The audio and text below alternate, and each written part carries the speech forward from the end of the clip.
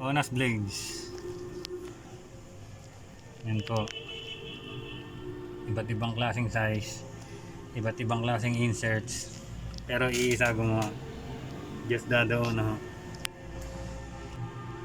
Umpisahan po natin dito sa Rambo type of blade. Yan, bearing. Bearing yan kasi yung may kanal. Ito ang sabi nila doon. Tapos ang inserts nito is cow inserts, cow bone, buto ng baka. Ito, may pansin ito ng itim na to kasi kinulayan ko lang pentel pin yun dahil nais kong gawing Carabao horn dati yan. Pero ang totoo niyan lahat yan, isang buo. Magbuhat sa bolster, papunta sa kakapit.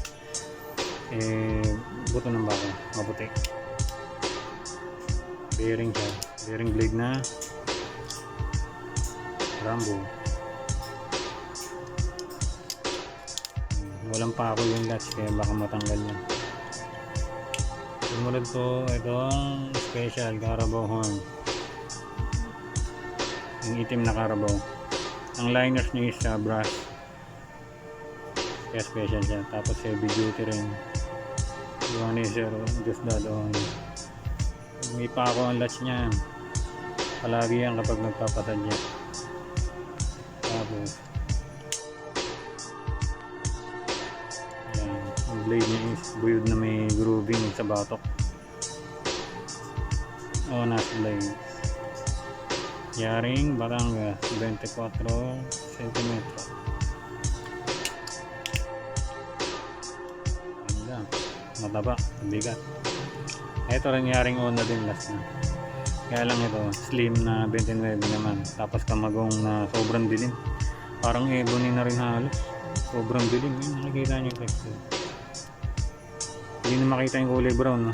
Wala nang shades of brown. Pure ebony, black ebony lang siya. Kamagong, sabi tatay una, kamagong daw doon.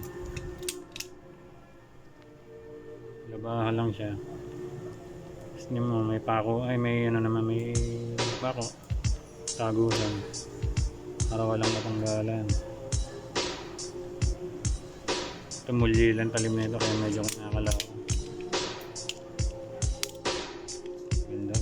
Bahay niya, liner niya, brass din. Ganda. Lahat yaring Ona.